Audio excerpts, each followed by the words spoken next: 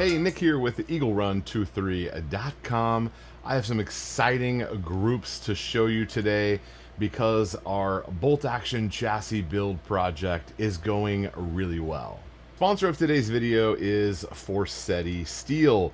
We have this beautiful kitchen knife. I have been using this for about a month now. I've chopped everything with it, chicken, vegetables, all sorts of things. It's a good size for my hand, a little larger than some of the other knives we had, but I'm really enjoying this. Beautiful Damascus steel, great handle. I like everything about it. Check those guys out. Thank you Forseti Steel for sponsoring this video. I am having no problem talking about this build project here. This is a Aero Precision soulless action that sets in an accurate mag chassis, and this video is part 2 in the series for this build. The first one we went over the components and why we chose them, and this video we're going to go over the groups and talk about how well it shot. Down there on the end is the Jumbo Shrimp suppressor from Q. I don't believe I showed that to you in the last video. Accurate mag chassis. We've got a Trigger Tech diamond trigger. The optic on top is the Telson Target Master, a really great scope. The Telson optic I was really excited to see this morning on YouTube. Gavin from Ultimate Reloader, he is also reviewing one of these. This is the second one I've had. The first one was a prototype. I had to send it back. This one we get to keep and use and enjoy. It's phenomenal. The reticle is really great. Everything we did on this project, all of the parts and where to find them are available on EagleRun23.com. That is a link to my blog. Nothing is sold there. It's just a blog article about this and the options and why I chose them. So the goal of this project is to shoot small groups at long ranges. Now, long ranges, we're looking at 6, 7, 8 up to 1,000 yards. I'm probably not going to shoot much past 1,000 yards unless we get into something down the road, but for right now we're gonna go out to Utah on Backfire TV and shoot with Jim, and I'm building this gun to take with me to do that job. Now his course is based on how well you can shoot under a certain amount of time and the sizes of the targets. I want to go after those small MOA and undersized targets, and I'm hoping that this is the gun to do it. A lot of that comes down, as you know, to the ammo selection. We've got options, lots of options, or I can also hand load some things. So if we don't like what we see here, plan C or D or 4 or 5, if you number your plans, is to fire up the Dillon and reload some of our own loads, which is entirely possible. We can definitely do that. But I'd like to keep this something that's approachable for the common person. This is not an incredibly expensive build. Everything is budget to reasonable. The only thing that's crazy on there is that trigger, and you could definitely get away with a much cheaper trigger. I just wanted to try that one, and also wanted to have a really great trigger for my project, and so I went with a really expensive one, but you could definitely get away with a trigger at half the cost of this one.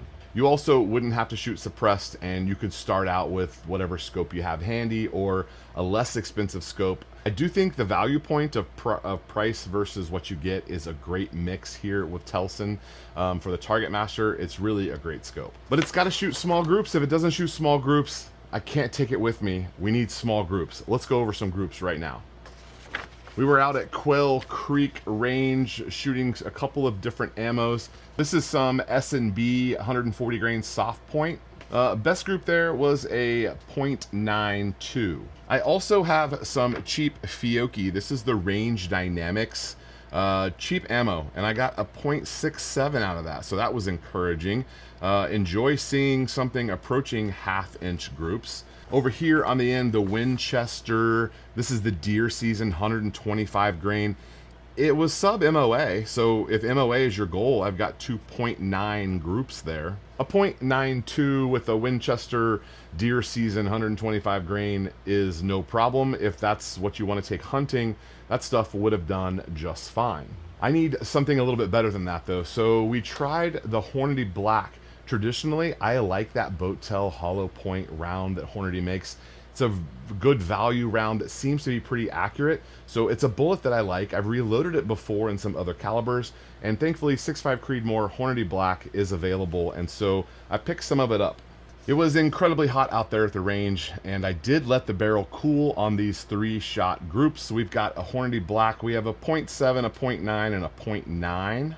This Aerosolus is the full profile barrel. It is the thickest, beefiest barrel that's available on the Solus unless you go with something custom. This is a factory barreled action upper.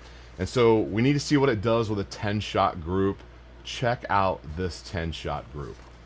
You know, I do believe that most people's groups are too small. I wanted to see what a 10-shot group looks like. I am incredibly happy with a 0.8 on a 10-shot group. While the barrel was hot, I did not wait. I went for some bullseyes here. One shot, one shot. Again, wanted to see what the gun would do when it's hot. It was 102 degrees outside, and I did not wait for it to cool down. We put 10 right away, no break, and then 1 and 1.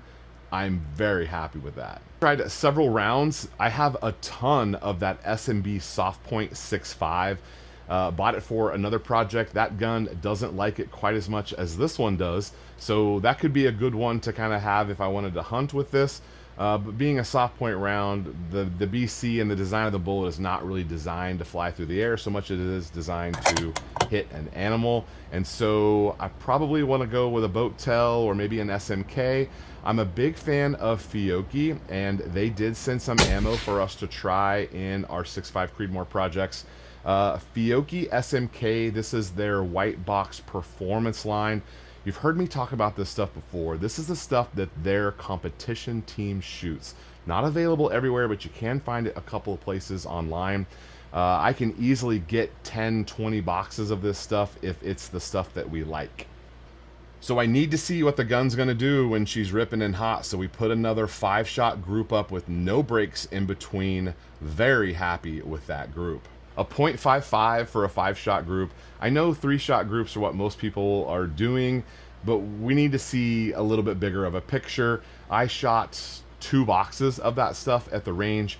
This was the best group, but only just barely. None of them were over a 0.7 or 8. All of them were pretty low, but that 0.55 was definitely the best. All right, my question to you, do you think I have a winner here? Do you think I can put up a good score out at the shooting challenge in Utah with this rig? As of right now, it's fully operational. It is dialed in, sighted in. We got it painted. We got the trigger we want. We got a suppressor on it. We're shooting small groups.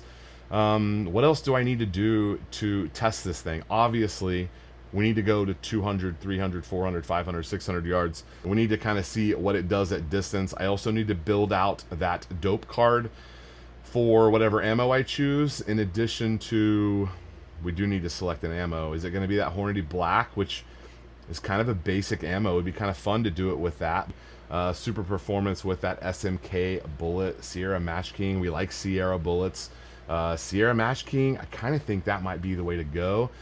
We got a little bit of time, so we have just under a couple of months to get this figured out. So I think the thing right now is I just need to keep shooting it.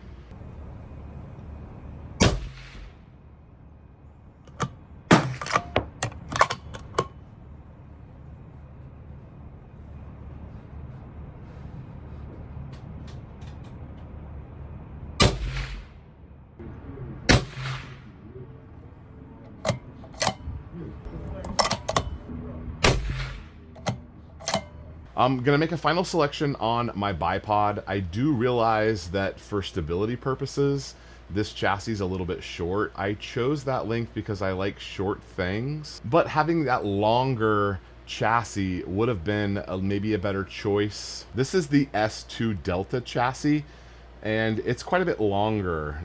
This one is off to Cerakote here very soon. This is what's gonna go on the 6GT. I kind of wish I had a little longer of a chassis so I could have a bit of a longer wheelbase there for my bipod. To me, it kind of adds in stability, but I definitely like the look of the shorter one. I guess it doesn't necessarily matter what it looks like. It matters how it performs. So maybe regretting a little bit of a shorter chassis there. But regardless, I think we'll be okay with this. If not, we live, we learn, and maybe we can do better next time, but I think we're going to do just fine. So I need to make a selection on my bipod. I don't have a high quality bipod yet that I would feel like should go to a shooting competition. We've got lots of great Sunway Photo tripods that we hunt off of. I think I need to look at some really nice bipods. So next on my list. All right, guys, thank you guys so much for watching. We're having a good time here, and I appreciate your views and your support. Tell me what I did wrong down below.